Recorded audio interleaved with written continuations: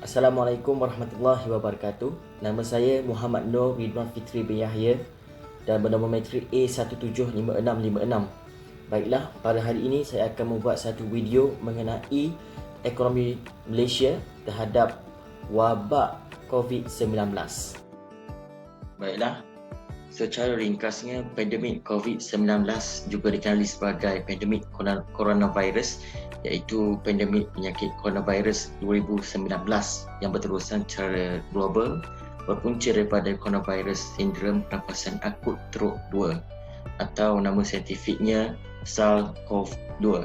Wabak ini pada mulanya dikesan pada pertengahan Disember 2019 di Bandaraya Wuhan, Hubei, China dan telah diiktiraf sebagai pandemik oleh Pertubuhan Kesihatan Sedunia WHO pada 11 Mac 2020.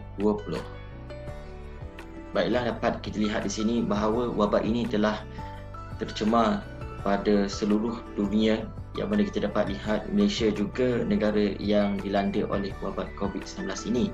Berikut adalah statistik bagi bilangan kes serta bilangan kematian iaitu pada awal tahun pada bulan Mac. Malaysia juga turut serta iaitu sebanyak 3,793 orang dan 62 orang didapati meninggal dunia oleh sebab penyakit tersebut. Apabila negara dijangkiti oleh COVID-19, kerajaan telah mengadakan Perintah Kawalan Pergerakan yang bermula pada 18 Mac sehingga 31 Mac. Perintah ini berterusan sehingga beberapa siri, dan perintah ini mensyaratkan bahawa larangan menyeluruh pergerakan dan perhimpunan ramai di seluruh negara, termasuk aktiviti keagamaan, sukan, sosial dan budaya. Perkara ini sekaligus menyekat pengembangan ataupun pergerakan aktiviti ekonomi negara. Perintah Kawalan Pergerakan ini berterusan sehingga Perintah Kawalan Pergerakan bersyarat, yang mana kerajaan membuka sedikit pintu kepada pergerakan ekonomi negara melalui unit ekonomi negara yang terlibat. Perintah Kawalan Pergerakan Pemulihan yang bermula daripada 10 Jun sehingga sekarang dan berterusan sehingga 31 Disember 2020. Kerajaan juga mensyaratkan masyarakat untuk mematuhi SOP, iaitu sebagai contoh, masyarakat haruslah membasuh tangan dengan sabun ataupun hand sanitizer bagi menyekat penyebaran kuman di pergelangan tangan. Seterusnya, kerajaan juga mensyaratkan untuk masyarakat tidak berinteraksi secara dekat, iaitu jarakkan diri sejauh 1 meter antara satu sama lain. Setelah berlangsung PKP, terdapat banyak sektor ekonomi tutup atau boleh dikatakan masyarakat tidak mampu untuk keluar bekerja maupun melakukan mana-mana aktiviti seharian. Oleh itu, kerajaan telah mengadakan Pelan Jana Semula Ekonomi Negara, Penjana dan Pakej Rancangan Ekonomi Prihatin Rakyat. Secara umumnya, Pelan Penjana dan Prihatin ini kerajaan memfokuskan kepada rakyat, perniagaan serta ekonomi. Baiklah, yang pertama adalah pelindungan rakyat, iaitu melalui Bantuan Prihatin Nasional BPN. Sebagai contoh, tanggungan kos ujian sehingga RM300 bagi pemegang polisi dan sijil takaful perubatan. Seterusnya, penangguhan pembayaran premium atau sumbangan ditawarkan oleh syarikat insurans dan takaful keluarga yang terjejas untuk 3 bulan. Dan yang seterusnya, internet percuma kepada semua pelanggan perkhidmatan telekomunikasi. Kerajaan juga prihatin terhadap perniagaan. Oleh itu, kerajaan telah membuat pakej iaitu digelar sebagai sokong perniagaan. Sebagai contoh, skim jaminan berjumlah RM50 bilion dengan jaminan sehingga 80% bagi tujuan sektor korporat membiayai keperluan modal kerja. Seterusnya, moratorium pembayaran pinjaman diperluas kepada tekun, MARA dan koperasi serta mana-mana agensi kerajaan yang memberi pinjaman kepada PKS mulai 1 April 2020. Seterusnya, kerajaan juga amat menitik berat terhadap keadaan ekonomi sebenar Malaysia ketika PKP ini. Dengan itu, kerajaan mengadakan satu bantuan ataupun prihatin akan ekonomi yang digelar sebagai Pekukuh Ekonomi.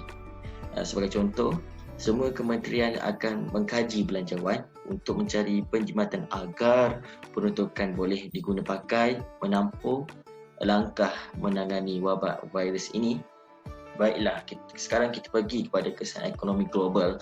Kita melihat dulu kesan ekonomi global yang dapat dikenalpasti melalui perbandingan KDNK negara 2019 dan 2020. Saya memilih beberapa negara yang terdapat perubahan yang sangat drastik dalam KDNK negara tersebut. Pada tahun 2019, KDNK negara Kanada adalah sebanyak 1.6% dan berlaku penurunan pada tahun 2020 iaitu kepada negatif 6.2%.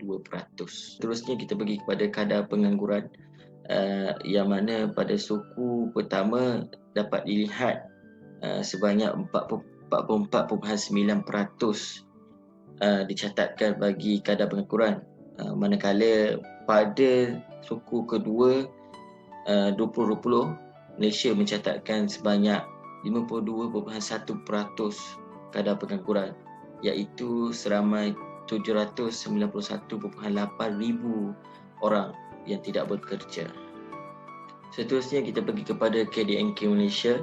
Dapat lihat dari segi pengeluaran sebagai contoh iaitu pembuatan pada kadar negatif 18.3%. Seterusnya pertanian pada 1.0% dan pembinaan negatif 44.5%. Dari segi pembelajaran pula, kita dapat melihat pembelajaran penggunaan akhir swasta iaitu berada pada negatif 18.5%, ekspor pada negatif 21.7% dan import pada negatif 19.7%. Baik, dari segi perdagangan Malaysia, ekspor mencatatkan peningkatan sebanyak 3.1% iaitu pada RM92.5 bilion. Import mencatatkan penurunan sebanyak 8.7% iaitu 67.4 bilion. Dan jumlah perdagangan menunjukkan penurunan sedikit iaitu sebanyak 2.2% dan jumlah keseluruhan perdagangan adalah RM 159.9 bilion dan imbagan dagangan khususnya berlaku peningkatan yang drastik yang mana sebanyak 57.5% atau sebanyak RM 25.1 bilion. Secara ringkasnya, apabila dibandingkan dengan suku pertama 2020, hasil adalah sebanyak 1.5%, manakala pada suku kedua 2020 hasil adalah pada kadar negatif 24.0%. Juga sama bagi bilangan pekerja dan gaji serta gaji dan upah yang menunjukkan penurunan yang drastik. Hal ini demikian kerana sekatan ia dilakukan oleh kerajaan terhadap ekonomi. Seterusnya kita pergi kepada subsektor perdagangan borong dan runcit pada suku tahun kedua 2020 iaitu nilai jualan mencatatkan RM 254.2 bilion, dengan pekerja seramai 1.8 juta serta gaji dan upah mencatatkan sebanyak RM 12.3 bilion. Jika dibandingkan dengan suku pertama 2020, amat berlaku penurunan yang drastik. Sebagai contoh, pada nilai jualan